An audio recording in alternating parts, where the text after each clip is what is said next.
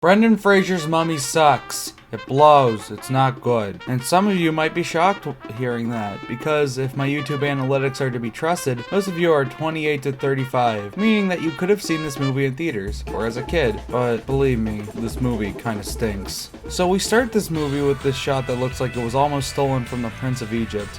And oh yeah, look at these Egyptians. So anyway, the narrator explains that the Pharaoh's wife really likes the high priest, so much that he touches her. Touch! And then when the Pharaoh confronts the priest, well, I'm just gonna call Mummy Man from now on because he's the Mummy Man. The Mummy Man just fucking pulls out the Pharaoh's sword and is all like, fight me, you won't. And instead of calling the guards or anything, which are right there, the Pharaoh just like gives him a look like, dude, what the fuck? And then his wife, steals the kill. Fatality. Even though they weren't called in, the royal guards burst in like the FBI.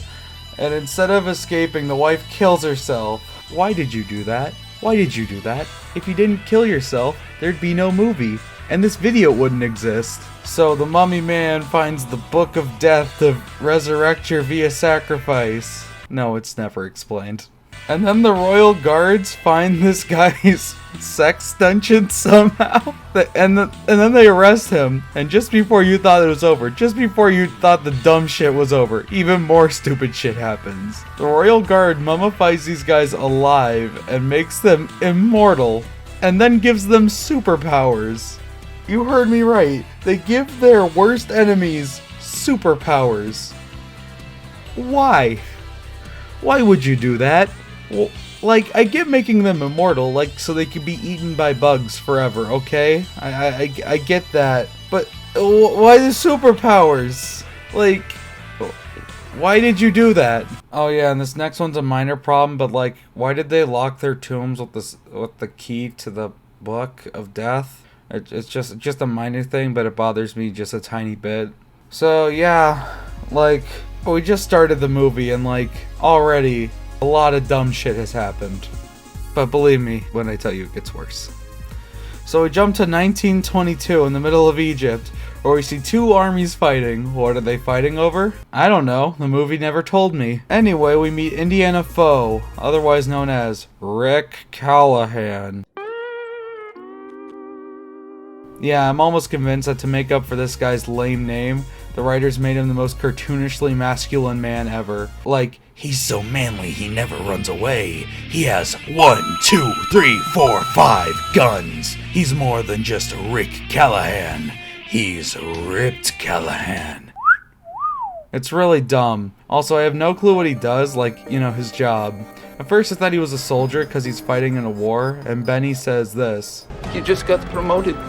But then he acts like an explorer slash treasure hunter, and he has enough weapons to be a mercenary. My personal theory is that he's just a bum for hire. All jokes aside, the one genuinely good thing about this movie is Brendan Fraser. It's so clear that while shooting this movie he didn't give a single shit and just handed up, and it's the one thing I like about the movie, because even scenes where it's clear that you're not supposed to like Rick in the moment, so good. I know you. No. I've just got one of those faces. Anyway, Rick almost dies because he's cornered by the army that he fought off single-handedly. Alright, we'll get into it later. But then is saved by the Mummy Man making a sand castle. But if he could move the sand around him, why did he need these guys to open the tomb? And then these guys who are descendants of the royal guard are like we're supposed to be protecting the tomb. And then this guy, who I'm just gonna call Desert Dave, just says this shit. Wow, you're really bad at your job. Anyway, we meet Evie, yes, that's her name, who also sucks at her job. I'm noticing a theme. We also meet Jonathan. Why are you here? And Jonathan has a Rubik's Cube that holds a 3,000-year-old map to the city of the dead, and it doesn't look like it's been damaged by the elements at all. Sure. So anyway, Jonathan reveals that he stole the map from Rick before he was arrested. Why was he arrested? How was he was in the middle of the desert. How many laws can you break in the middle of nowhere, Rick? Whatever. Oh wow. Starting to think that Rick isn't a very good person. Anyway, he's about to be hanged by this guy who I'm just gonna call Warden Gordon. And he's like, hey, maybe I could help him by helping me. And then Rick's about to die when Evie says that Rick can find the city of the dead, which she just believes that he can, even though it's coming from Jonathan, who is notoriously known for being unreliable. And then all of these people just believe her, this woman that they've never met. So then they go to this boat that'll take them to the city, and for whatever reason, Warden Gordon decides to join them. Okay, just add more comic relief characters while you're at it. And speaking of, let's see the American characters. There's the evil one, the blonde one, the one with glasses, and this one who looks like a Pornhub extra. Oh yeah, and Benny, that one guy who ran away at the beginning of the movie. Yeah, I don't blame you, dude. Alright, and all jokes aside, this movie starts to become kinda gross. I'll explain. So Rick is talking to Evie and states that he kissed her because he could, which is pretty fucked up. But that's not what I'm referring to. After learning this, Evie starts reminiscing about the kiss. Yeah, this is gross. Because she was assaulted by a man who literally just stated that he did it to pleasure himself. What message is this sending to, like, kids who this movie was aimed towards? Like, what are little boys going to think? They're probably going to think that this is how you get girls to like you, by objectifying and assaulting them. And what message does this send to little girls? Probably sends the message that it is an assault if he's attractive. And I know I'm not being hyperbolic here, because this is literally what my mom said when we watched the movie for the first time. Back to not being serious. Time for action. The Royal Guard, who are trying to kill them because Dave sucks at his job. And also, this is a bigger problem in The Mummy Returns, and believe me, we will get to that. But Rick's plot armor is so incredibly stupid. And to show you how stupid it is, let's look at all the shit this guy survives without a scratch. He survives an entire army shooting at him and almost killing him, dehydration in the desert, being hanged, being shot at on a boat, scarabs, being chased by a horde of zombies, a plane crash, more zombies, and a god beating the shit out of him. And after all these situations, he's like totally fine. Sure, some nameless side character might die along the way, but Rick is fine. This makes all the action scenes in the movie feel incredibly boring and dull, because the movie keeps showing us that Rick is an invincible god man who can save anything and do anything. And I know this movie tries so hard to be Indiana Jones, but there's one thing, Paisano. The reason why people like Indiana Jones wasn't because he was an invincible badass. It's because he felt like a normal guy. Yeah, he had his cool moments, but in every mainline movie, even The Crystal Skull, he got his ass kicked because he's a normal guy going up against forces he couldn't control. See, that's the key. Take a movie like Die Hard. John McClane is a normal dude, but he feels like a normal dude because he gets hurt. You feel like at any moment he could die. But Rick Callahan is completely fine whether he's crashing in a fucking plane or being shot at by an army. He's just fine. It leads to moments where he's getting shot at and I don't even care for his safety because I know he's gonna make it out okay. Because he's Rick fucking Callahan. Anyway, the ship burns down, they sail down the Nile, and there's this. Never did like camels. Filthy buggers, they smell, they bite, they spit. Wow, that was racist. So they get to the city because Rick remembers seeing it in the morning, even though it totally looked like he arrived at noon, but whatever. So they start exploring in two groups, the totally not evil team and our gang. Anyway, the Americans find the tomb first, but when they try to open it, they are greeted with 3,000-year-old farts. Also, Warden Gordon dies. And instead of being slightly fazed that they saw someone they knew get eaten alive, they're just sort of chill about it. And they even insult him. Well, he may have been a stinky fella, but he had good taste. Wow, Jonathan, that's pretty fucked up. Also, why are you here? Anyway, the Americans also find literally every other plot device, like the Book of Death and the magical treasure chest. And no, I'm not making either of those up. Which makes the mummies complete if he kills everyone who opens it. Why? Who fucking wrote that down? Who made that a rule? Like, why did the Egyptians suck so bad at their job? First the superpowers, now this. If they had to give him superpowers, like if it was the only way to make sure he learned his lesson or whatever. The only way to make sure he, like, got eaten by scarabs eternally. Why did you leave the chest right there? Couldn't you at least, like, move it a mile, a foot, or at least to another fucking tomb? Or throw the damn thing in the fucking ocean? Why, on Geb's green earth, would you put it in the same room? I don't know, maybe it was too heavy. I mean, it looks pretty heavy. It also has all these jars in it. Also, the main characters find a guy who was buried alive, which is actually a scene I really like. Like, if there was just this scene with a bit of exposition, this could make a pretty killer short film. Like, if there's a few people exploring and they find out there was a guy mummified alive. It uses some horror elements that I genuinely like, and I wish were used more, but...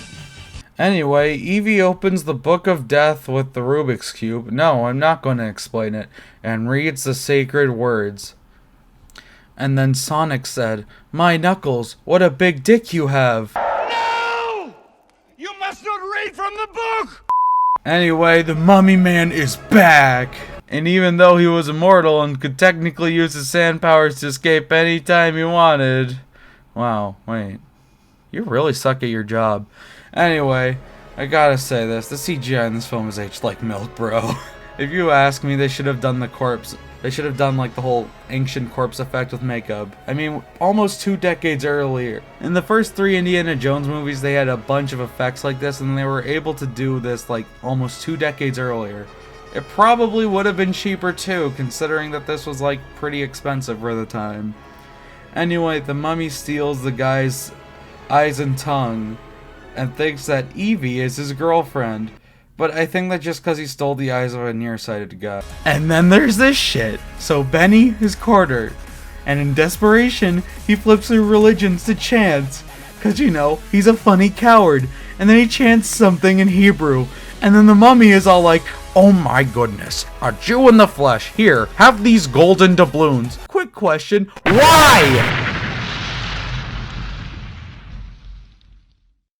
Why would you give him money? The Egyptians hated the Jews. Why would you instantly think he would be your slave after you give him the doubloons? And last but not least, where did you get the gold when you were locked in there naked? But I think the funniest shit after this is that after they see one of their friends get brutally maimed, everyone just goes back to sleep. Yeah, they don't even care that that guy's eyes were taken out, or that a walking corpse came back to life. And the only reason they leave is because Dave comes out and says, "Yeah, you dipshits, this guy is evil and is going to destroy the world." You know, they couldn't gather that from the fact that he managed to rip a guy's eyes out even though he has the strength of a corpse. And I mean, even then, Dave, what are you doing? You could have stopped them earlier. You attacked them on the boat. Why did you stop? They were there for like 3 days. Why didn't you do anything? Alright, I kind of fucked up. And I know there's going to be someone in the comments being all, "Oh, actually, Dave did attack earlier in the film." My point is that there wasn't enough time between that and the mummy being awakened. So the thing is that while writing the script, I kind of forgot about this attack, but also the thing is, not only was it incredibly unsuccessful, if he really, really cared about the mummy not being like awoken, why wouldn't he just like slip dynamite into the tents or something? Like, there's a million other ways to go about this, and he kind of gave up after that final attack in the desert. So yeah, that's what I mean. So if you feel like a dipshit going in the comments being all, "Actually, you didn't see the film because if you did, you would know." Shut up. Go outside. Alright. Now listen to me talk about a film that's 25 years old. Anyway, Rick remembers that he in fact has a brain and wants to leave Egypt, but Evie wants to stay and fight a man with literal godlike powers. Also, she speaks ancient Egyptian and never tries to negotiate with him. Don't you think that'd be useful? The main characters meet up with the Americans, Jeff Goldblum, Dave, and they make up a plan. What's the plan? Don't die. Anyway, Rick is gonna go confront Benny because he's the most suspicious guy ever, and locks Evie in a room. Why? The Mummy Man is after Evie. Why would you keep her in an unguarded room? Wow, Rick, you suck at your job. Anyway, we now get to the funniest scene in the movie. Nice shot. And Benny explains that the mummy does in fact want to fuck Evie. Cool. Hey, remember how their plan was to survive? Oh yeah, they fail at that miserably. And then the plagues of Egypt start, which were caused by the Jewish god, not by the Egyptian gods. Whatever. And the mummy boy sneaks over to Easy. Wow. And the mummy boy over here sneaks into Evie's room and kisses her. And her cooties are so bad that he becomes a creepypasta. I'm not even joking. And then Rick breaks in and shows him a cat, which he is afraid of because they are the guardians of the Shadow Realm. And no, I am not going to explain it. So after that, the mummy man raises the dead. Alright, how many fucking superpowers did you fuckers give him? And then Rick and the gang need to escape in an overly long, not at all boring action scene. Also, the last American is absorbed. And then you know what is born? Perfect mummy. Also, Jeff Goldblum dies for no reason. He was barely even a character. And then Evie is like taken by the mummy, and it's dumb. So because this movie is obsessed with adding like 80 characters, we get introduced to yet another guy, who I'm just gonna call Reginald. Reginald is suicidal. He's a World War I veteran who, quote, wished he could have gone out in glory with the other boys back in the Great War. And then Rick manipulates this poor sad old man to go on an adventure with them because they need his plane. Oh no, you're literally exploiting his fetish to die in battle. So then they fly to the mummy's sex dungeon, which, okay, number one, how did they know where that was? That wasn't at the City of the Dead. Nice try. And two, how come the ancient Egyptians left it up if it was like literally where black magic was taking place? Oh, you guys really suck at your job. Anyway, Mummy Man just takes the plane down, 0 effort required, and then Reginald died. Why does no one care? This man just died. Like literally every time someone is hurt or killed in this movie, nobody gives a single shit. Even with characters that were friends, the Americans seemed like they were all pretty chummy, and they can't be bothered to care when they all die. They're just so stoic about it. It's just weird as shit. They're just like, oh, yep, his fault for driving a plane. Like, what the fuck were you thinking? Just move on. They find a way to sneak into the evil ancient Egyptian dungeon, and Jonathan does more dumb shit that makes me question why he's here. And then the mummy man is going to sacrifice Evie to get his girlfriend back, but he resurrects her body and she's alive.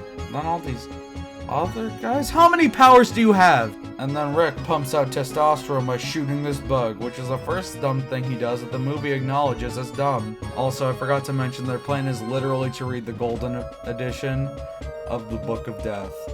Yeah, because that worked so well the first time. I mean, I would go into how dumb this plan is, but it doesn't matter. You already know it's dumb. And now, it's time for the final fight. On the good guys, we have Rick, Dave of the Desert, Jonathan, versus a super-powered mummy god. So the mummy realizes that Rick is trying to kill him, so he summons skeletons from the wall. Wait a minute. So you're telling me the Egyptians built an entire wall around these two corpses? What the fuck? So our main characters also find a room made out of gold. No, it is never explained how they stumbled upon this room made of gold that has never been touched by looters or anything. Oh, Jesus. And it's now time for the actual final battle to begin.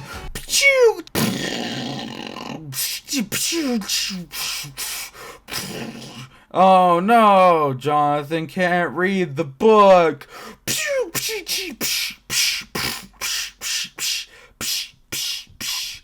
And right as the 3,000-year-old corpse closes in on the bum for hire, Anubis decides to be a real dick for a moment and steal the mummy's powers. And instead of like turning into a piece of beef jerky, considering that he's like supposed to be mummified, they just throw him in this water and he just fucking evaporates.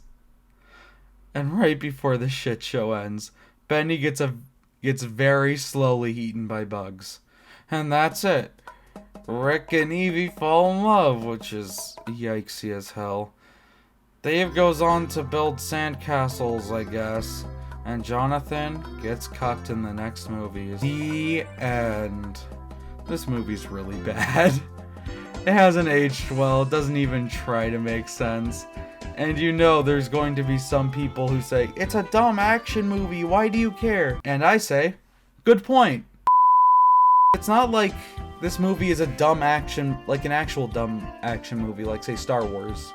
The plot isn't simple enough for a movie that you could just turn your brain off because it's a movie based in mystery. Like, it asks questions like, what's the curse of the mummy? Why were they buried alive? Etc. When the format has you asking questions, plot inconsistencies become more relevant. Like, you know, why did you give him fucking superpowers? Unlike Star Wars, or the story at least in the original trilogy was very simple. Rescue the princess, escape the Nazis, blow up the Nazis. But that doesn't work here. It also doesn't help that every single action scene sees our characters get away just fine. It makes these well choreographed scenes feel incredibly dull. And it's not the worst thing ever. No, this movie's funny as fuck. Like, if you enjoy watching shitty movies with your friends, I can't recommend this enough. The sequel, however, is so bad I'd rather get liver cancer than watch it again. 3 out of 10, I'm out of here.